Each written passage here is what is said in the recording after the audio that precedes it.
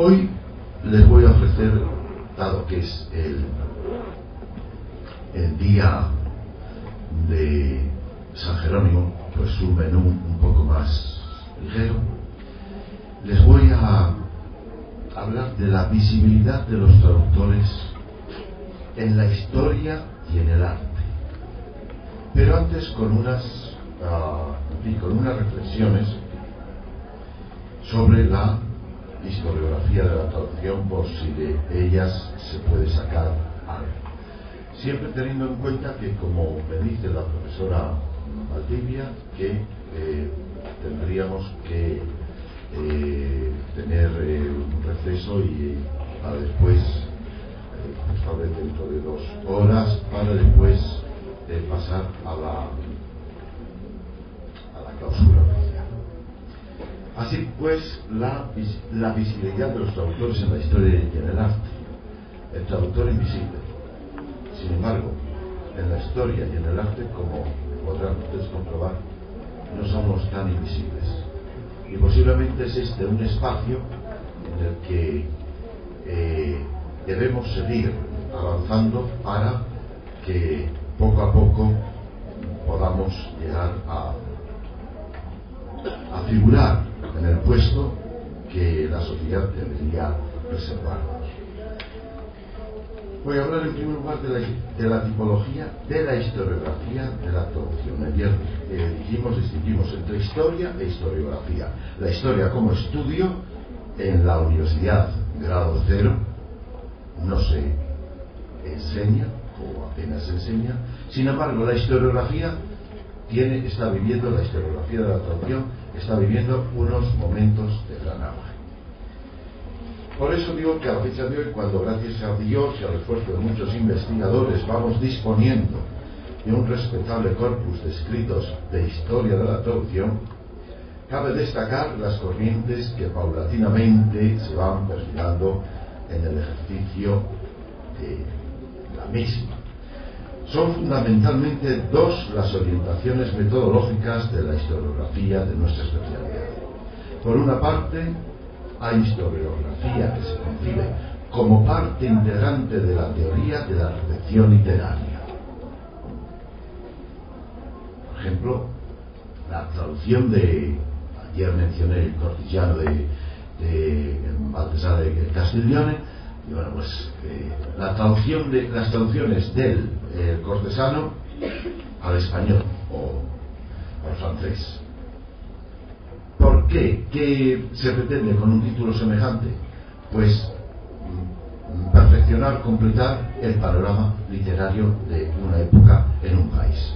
Por eso digo que esa es la historiografía que está subordinada a la recepción literaria.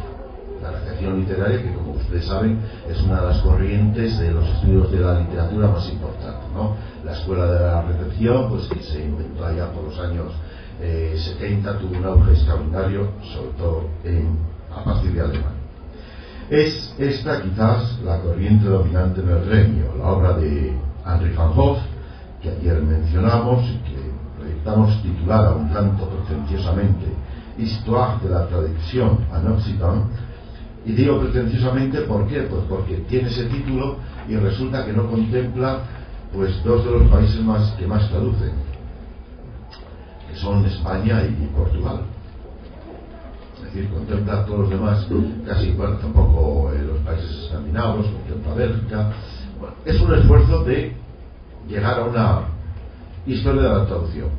Y como no podía decir historia de la traducción europea ni historia, bueno, pues lo llamó de historia de la traducción de Occidente, olvidándose que España también era Occidente. Hoy en día los 2 países que más traducen son España e Italia, con diferencia, mucho más que Alemania en traducción literaria. Y sobre todo casi Italia, digamos que, aunque en número no tanto, porque nosotros los españoles tenemos el mercado hispanoamericano, que eso es muy importante, pero vamos un poco a la zaga, de tal manera que las editoriales españolas, si yo presento en mi editorial algo que se ha traducido en Italia, ya tengo una garantía para que me acepten la propuesta que yo hago. Si no, se tiene un poco de recelo. Efectivamente, pues yo he presentado pues últimamente también pues otro Schnitzler, pues porque en este momento en Italia hay un boom de este autor al que se le llamó el Proust austríaco, a pesar de que debería haber sido al revés, porque Schnitzler fue anterior que Proust. Pero bueno, así fue. Entonces, digo,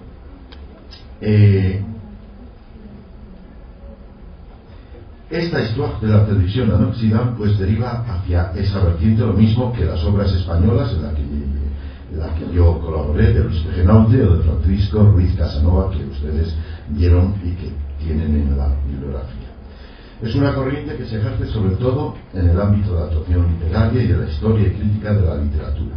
Sus resultados son importantes, aunque todavía no han conseguido llegar, a pesar de su relativa antigüedad, a lo que en nuestra opinión debería ser la meta de semejante historiografía: hacer de la actuación una parte de la crítica y de la historia de la cultura, tal y como decía ayer Steiner. Bueno, no lo decía ayer, proyectamos ayer lo que decía Steiner, ¿no? Que la cultura era la historia de las traducciones y sus transformaciones. Eso decía Steiner. Bien. El mayor manto de esta historiografía deriva de su concepción, vamos a llamarla minimalista, a saber, de ser mera historia del texto traducido, que deja de lado otros aspectos y determinaciones causales del mismo, que mejor se podrían englobar bajo el epígrafe de historia de los traductores. Todas estas historias que he mencionado, Van Gogh, la de España de Luis Pejenaute o la de Francisco Ruiz Casanova, derivan a una observación estrictamente literaria centrada en la recepción. Pero ya dijimos ayer que la nueva historiografía debería pretender integrar los contextos, ¿no? Los contextos sociales, etcétera, etcétera. Así, por ejemplo, pues también un trabajo editado en 1999 en Alemania, pues Riesemeister, el profesor Dietrich Riesemeister, que fue director del Instituto Iberoamericano de Berlín, pues publicaba Deutsche Übersetzungen aus dem Spanischen, traducciones alemanas del español desde 1945, y resultaba pues una historia totalmente textocéntrica y que no hacía más que una especie de catálogo de obras. Ese no es el ideal de una historia de la traducción, pero digo, es una variante. La práctica preferente, aunque no exclusiva de esta historia de la traducción, no logra hacer llegar a la sociedad la relevancia de la actividad ni dar opacidad al traductor, porque muchas veces se centra en el autor, no en el traductor. Las traducciones de Petrarca, y el que figura es Petrarca, no es el traductor. El traductor viene se despacha con una frase. A la hora de hacer crónica de la actividad, no deben perderse de vista los posibles efectos personales y profesionales de la misma.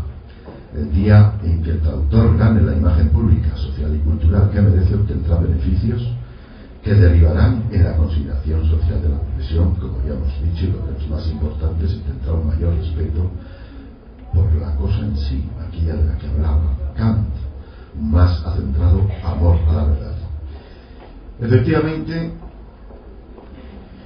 en un manual de traducción alemán que se llama Handbuch Translation, en el capítulo dedicado a la historia de la traducción, 4 páginas nada más, de más de 400 páginas, a la historia de la traducción solo se le dedican 4 páginas.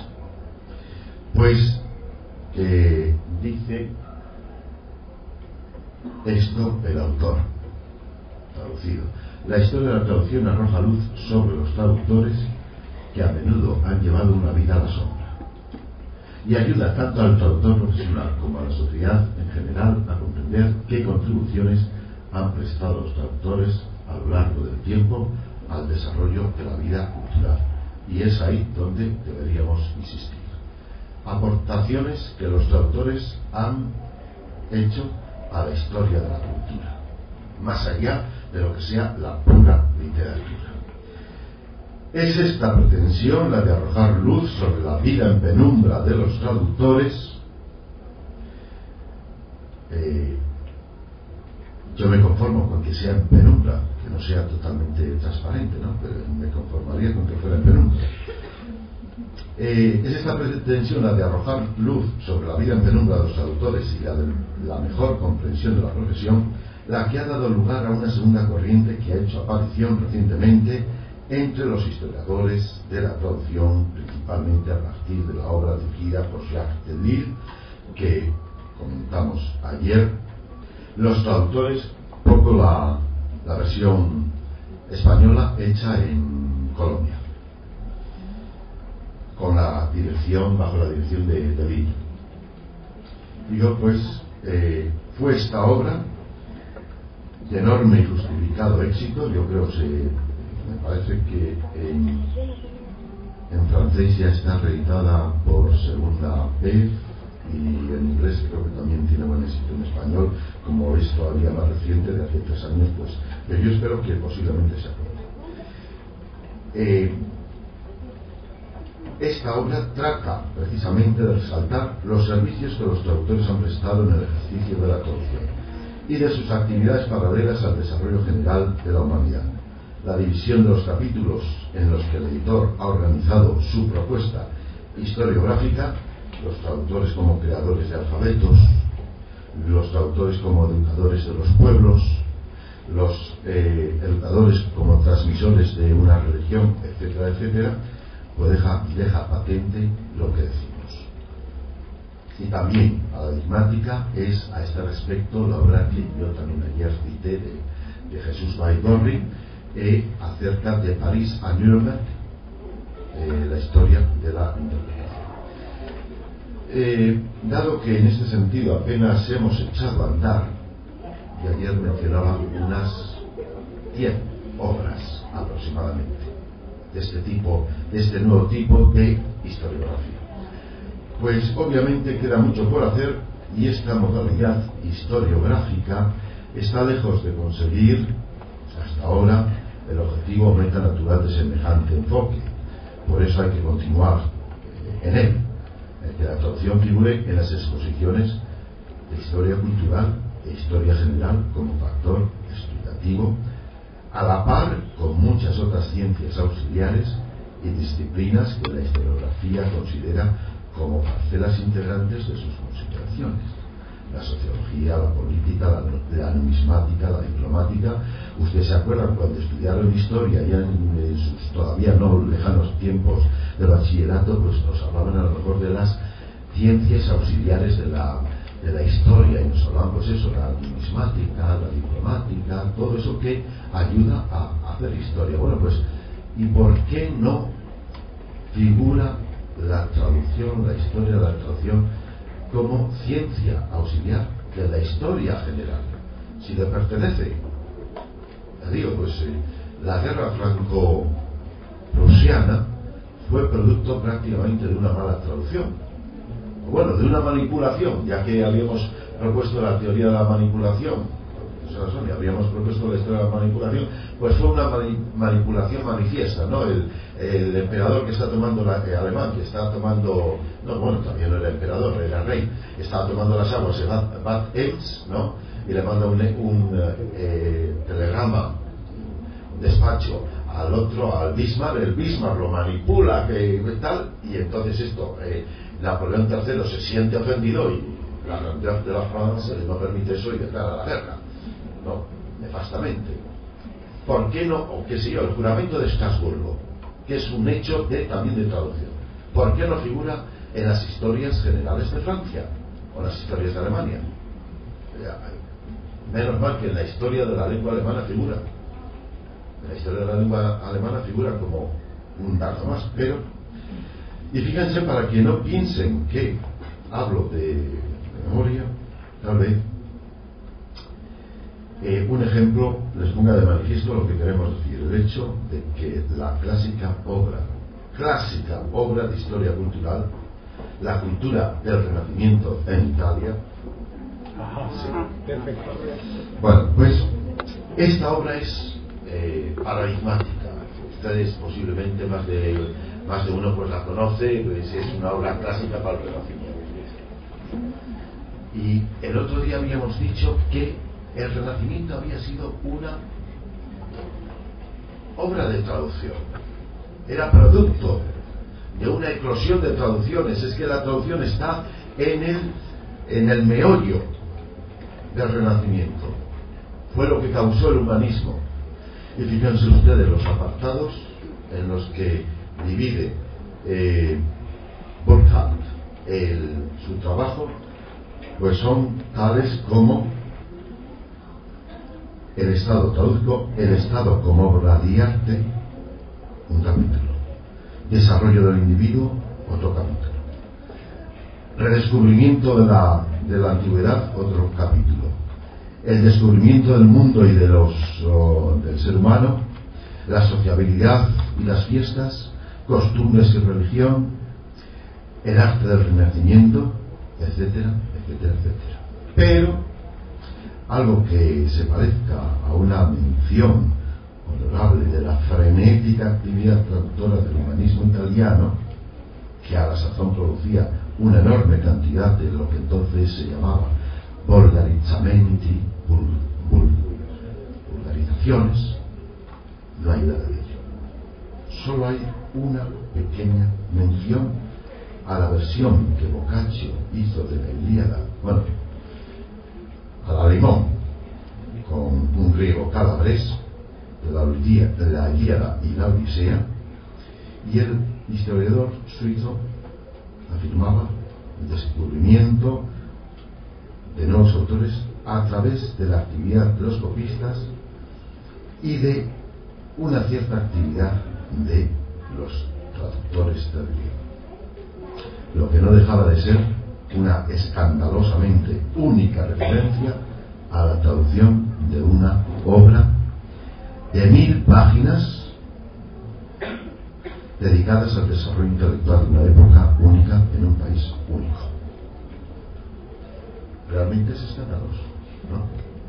Es escandaloso porque dice, ¿dónde está? Hemos padecido la invisibilidad, pero habría que reivindicarlo, y a la hora de juzgar esta obra, pues decirle, el señor Burckhardt, que es un clásico, pues tuvo esa mancha azul que hemos dicho, no vio la traducción en ese panorama, y así podríamos decir en muchos otros aspectos. Y yo creo que cuando hagamos la historia de Hispanoamérica, la historia de los países de Hispanoamérica, ahí la traducción tiene que contar, pero vamos, de una manera radical y absoluta, con todos los trabajos anteriores o previos para que después se pudiera traducir. Pues fíjense, si Burckhardt, que con procedimientos historiográficamente heterodoxos pretendía una historia cultural, se desentendía de esta manera de la traducción, ¿qué deberían hacer? ¿Qué harían otros historiadores que no practicaban el método cultural de Burckhardt, tales como Rand